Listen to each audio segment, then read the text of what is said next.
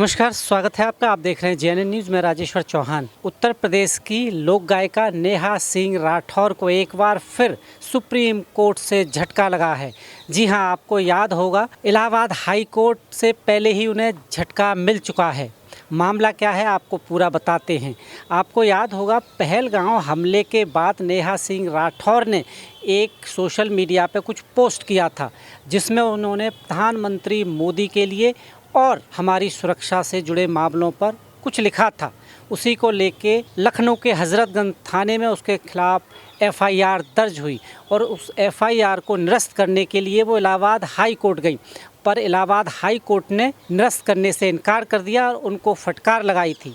उनको कहा था कि आप फ्रीडम ऑफ स्पीच के नाम पर किसी के साथ कुछ भी बोल सकती हैं और आपको ये भी ख्याल नहीं रहता कि कौन किस पद पर बैठा है, वो भी इतने बड़े पद पर, वो भी प्रधानमंत्री को आप इस तरह बोल सकती हैं। उसके बाद ये मामला बढ़ा और उसके बाद एफआईआर निरस्त नहीं हुई, तो उसके बाद फिर नेहा सिंह राठौर ने रुख किया सुप्रीम कोर्ट का। सोमवार को इसकी सुनवाई हुई और नेहा सिंह राठौर की तरफ से पैरवी कर रहे थे कपिल सिब्बल। गायिका नेहा सिंह राठौर को सुप्रीम कोर्ट से बड़ा झटका लगा है। सुप्रीम कोर्ट ने पहलगांव हमले के बाद ट्वीट करने पर नेहा सिंह राठौर पर दर्ज एफआईआर के मामले में दखल देने से इनकार कर दिया। सुप्रीम कोर्ट ने कहा कि वह इस चरण पर दखल देने के लिए इच्छुक नहीं है। जस्टिस जेके माहेश्वरी और जस्टिस विजय बिश्नोई की बेंच ने कहा कि वह इस समय हस्तक्षेप करने के लिए इच्छुक नहीं है। इसके साथ ही सुप्रीम कोर्ट ने नेहा सिंह राठौर की याचिका खारिज कर दी। दरअसल यह मामला पहलगांव आतंकी हमले से जुड़े एक सोशल मीडिया पोस्ट का है। नेहा सिंह राठौर पर आरोप है कि उन्होंने अपने पोस्ट में प्रधानमंत्री और गृह मंत्री के खिलाफ आपत्तिजनक शब्द इस्तेमाल किए। नेहा सिंह राठौर ने अपने सोशल मीडिया पोस्ट पर दर्ज एफआईआर को रद्द करने की मांग की थी, लेकिन सुप्रीम कोर्ट ने साफ कहा फिलहाल इस मामले में जांच जारी रहेगी। यूपी पुलिस ने नेहा सिंह राठौर के खिलाफ भारतीय न्याय संहिता बीएनएस 2023 की धारा 196, 197, 152, 353 और आईटी एक्ट की धारा 69A शामिल है। बाद में इसमें देशद्रोह की धाराएं भी जोड़ी गई हैं।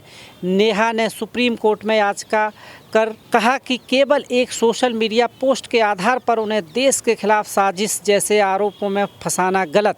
उधर कपिल सिब्बल ने कहा, नेहा सिंह राठौर के वकील कपिल सिब्बल ने सुप्रीम कोर्ट में दलील दी कि मैं ट्रायल का सामना करने को तैयार हूं, लेकिन मुझ पर बगावत जैसी धारा नहीं लग सकती। हालांकि सुप्रीम कोर्ट ने कहा कि आप ये बातें ट्रायल के वक्त दर्ज फ्रेमिंग के समय रख सकते हैं। एक बार फिर से नेहा सिंह राठौर की मुश्किलें अब बढ़ गई हैं, क्योंकि कोर्ट ने उनकी एफआईआर रद्द करने से इनकार कर दिया और उनको सख्त आदेश दिया कि आप जाकर ट्रायल कोर्ट का सामना करिए और जो भी पक्ष रखना है आप वहां पर रख सकती हैं। अब देखना ये होगा कि ट्रायल कोर्ट में वो क्या करती हैं। वैसे नेहा सिंह राठौर का पुराना वास्ता है, वो खबरों से बनी रहती हैं और हमेशा कुछ ना कुछ ऐसा करती हैं कि उन पर आरोप हमेशा लगते हैं और हमेशा वो मुद्दे वही उठाती हैं जहां बीजेपी की सरकार होती है, और यहाँ पर कुछ भी ऐसा होता है वो तुरंत ट्वीट कर देती है या कोई गाना बना देती हैं। पर जहां बीजेपी की सरकार नहीं है वहां उन्हें कुछ नहीं दिखता, चाहे खुद कुछ भी हो जाए।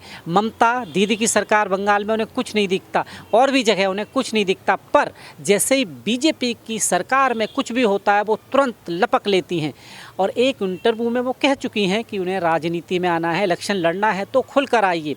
पर कहीं ना कहीं प्रधानमंत्री नरेंद्र मोदी को कटहरे में खड़ा करना गलत है।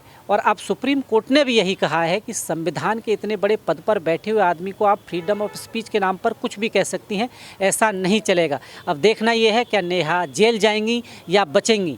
आप देख रहे हैं जेएनएन न्यूज़। बहुत बहुत धन्यवाद।